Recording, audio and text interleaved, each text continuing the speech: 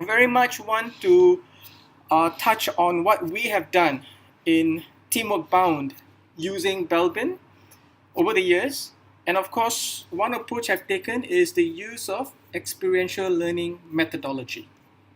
Okay, so what I will do is I'm gonna I'm gonna weave in between the PowerPoint screen, and of course you get to see me too. Is that okay? Can I get a response from every one of you? Would that be okay? It'll be all right. Okay, if it's okay, just put your hand up. All right. Okay. Great. So we are interacting. Fantastic. All right. Now, um, I would I would like to start off by just giving you a overview of what we have done. Okay. In terms of my background, perhaps. Okay.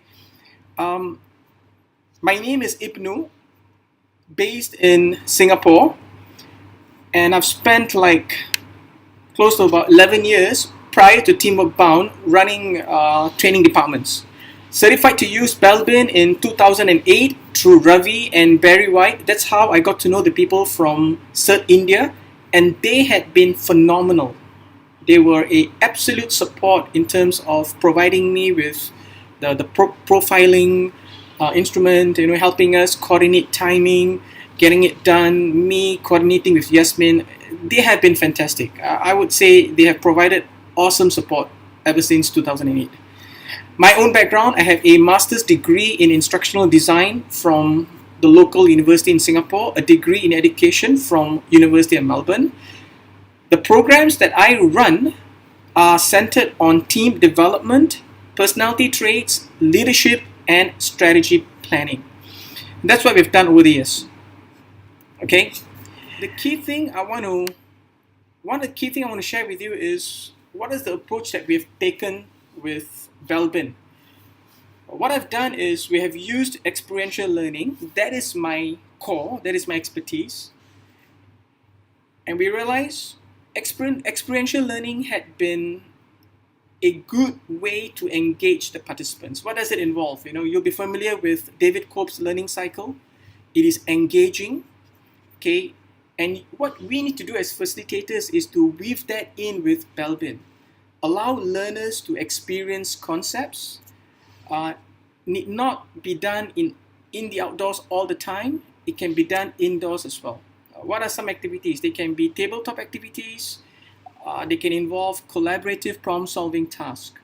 So the three key components that I put in place is instructional design. That is my background. That is my training. Put together experiential activities, and then be involved in engagement, learner-centric task. Tap on their knowledge, and the key thing here is, as facilitators, you need to facilitate that experience. Now, let me just look at all of you here.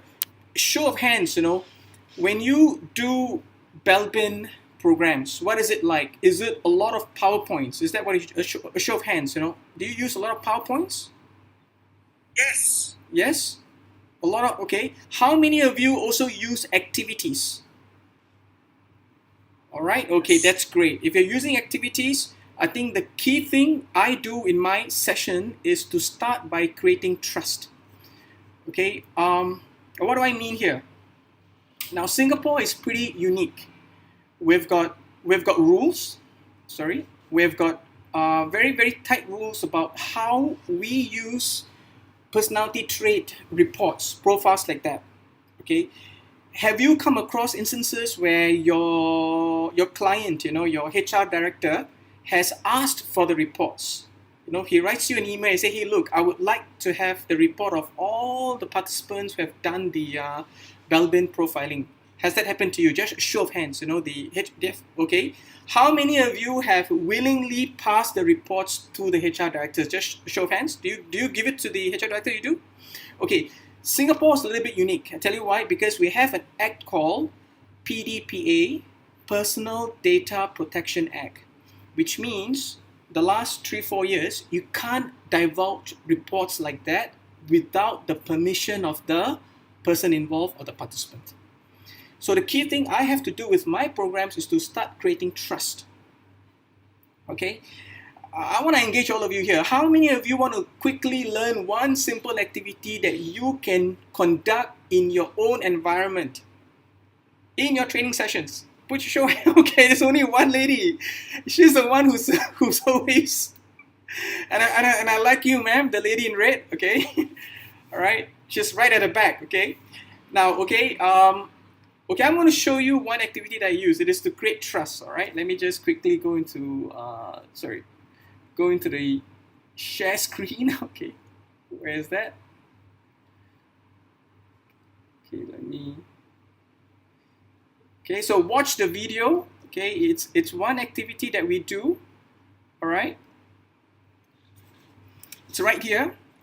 Okay, like I said, I need to do things that would allow the environment to be one where they trust me and they will trust each other as well. And I do this activity called Drive. Okay, I talked to you about the Personal Data Protection Act. So in Singapore, if I were to give these reports to any of the participants without their permission, guess what? I can be sued off my pants. Okay, so here's the activity, a simple activity that you can use. Okay, now, put back the handbrake. Okay. When I say drive, you start driving the car. Okay. When I say anywhere, okay, your driver is at the back, he will drive you. Okay. When I say turn left, you turn left. When I say turn right, you turn right. When I say go fast, you go fast. If I say go slow, you go slow.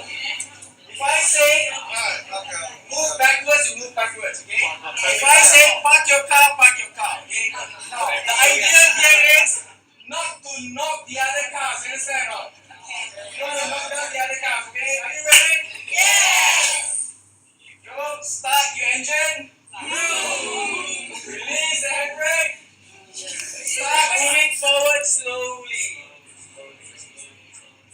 Move left.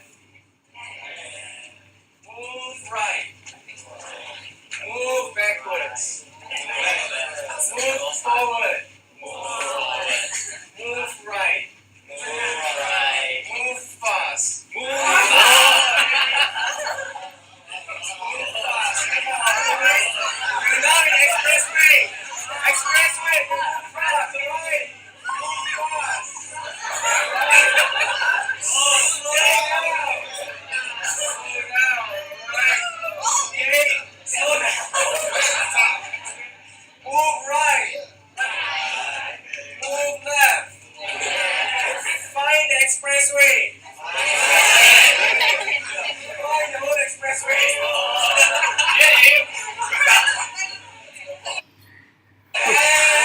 Okay, I'm going to stop here for a short while. All right. Now the key thing here is you need to facilitate trust. Okay. And when Belbin is well facilitated and you're able to bring trust into the environment and you align that with team strategy, guess what? 100% of my clients will share their reports. And I really need them to share their reports. That helps with getting the team together when they want to look at strategy in terms of who's a good fit for which particular team role. Okay? Now, Put back the handbrake. okay, we have worked with a few government agencies, all right? Specifically, we have worked with Ministry of Finance. We have worked with the Home Team Academy in Singapore. We have also worked with the Command Directorate. These are the senior team, the Commissioner of Singapore Prison Services and his entire team. And the key experience I have had with the folks from these organizations is this: your curriculum has to be engaging. That's no, you really got to make sure it engages the people, okay? And you need to do the homework. You need to make sure the contents has to be relevant. And then when you work with senior folks, you got to make sure it is cognitively challenging. It cannot be about fun and games, you know. It's got to be about, hey, look, how can we get them to think hard to solve problems? These are the components I will weave in. I'm gonna share with you something else that I will do as well. Okay, this is what we do all the time as Belbin Team Role Facilitators. we get them to understand team roles, and what I do is I will cluster them into 3 groups. How can I do that? Because I will get the reports before they even get to see it. So it's very possible for me to very quickly cluster them into groupings where you have the action-oriented people in one group, you have the thinking people in another group, and you've got the social, humanistic people who like people in another group. What I try to do in my training program is I don't like to tell. I want them to discover. I would like to see discovery happens through activities and then provide for explanations. The charts you see here, these 3 charts, these are all not done by me. These charts are all done by the participants. Okay. Now, okay, just want to pause here for a while. Okay, folks, are you following me? It's a bit difficult. All right. Are you sensing what I'm trying to put across? Can I show a show of hands? How many of you are able to appreciate it? Okay, how many of you will be able to do that activity called drive? Will you be able to do it on your own? Yes? Yeah, it's easy to do, right? Okay, here's one tip. You don't need to buy those expensive cloth-based blindfolds. Go and buy a surgical paper face mask that you can get from the pharmaceuticals. Okay, you use it once and then you throw it away. You don't have to use it again another time. All right. So that's one approach. Building trust during the start of the training session, and then after that, subsequent to that, what are we going to do? We need to get them to do problem-solving tasks. The grouping that I shared with you, the 3 groupings, get them to group in 3 different groups. Give them a tough problem to solve. Okay. Now here's what I found out over the years, the 5-6 years. Okay, when we give them a cognitively challenging activity, we get them to do a task. Usually, the team that is balanced will do well. You can engineer this. How can you engineer this? Okay, let's say you have 4 teams.